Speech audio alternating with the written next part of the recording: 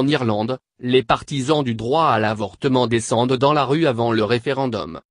Les élus et l'opinion publique sont partagés, dans un pays où 67% des habitants seraient opposés au libre choix d'une IVG. Des milliers de personnes ont manifesté, samedi 30 septembre à Dublin, lors de la 6e marche annuelle organisée par les partisans du droit à l'avortement. Une façon de mobiliser afficher sa force alors que l'Irlande doit décider, au printemps 2018, si elle légalise ou pas l'avortement. L'Abortion Right Campaign, à l'origine de la mobilisation, attendait au moins 30 000 personnes. Dans la matinée, sa porte-parole, Linda Kavanagh, avait promis une démonstration de force pour montrer au gouvernement que nous ne soutiendrons rien d'autre qu'une abrogation intégrale du 8e amendement. Cet amendement place la vie de la mère et du fœtus à égalité. Introduit en 1983, il a intégré l'interdiction totale de l'avortement dans la constitution de ce pays à forte tradition catholique.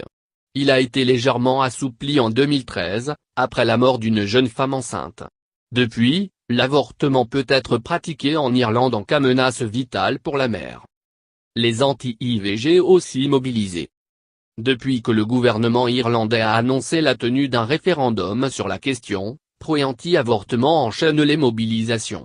Des militants anti-avortement ont ainsi manifesté mercredi devant la State House, la Chambre des députés.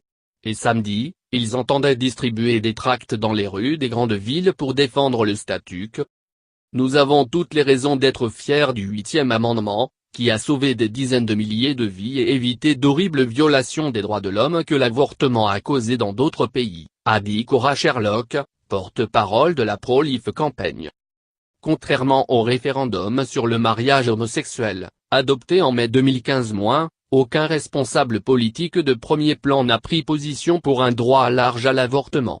À l'image du Premier ministre, Leo Varadkar, qui juge la législation actuelle trop restrictive mais n'est pas non plus favorable à une légalisation totale.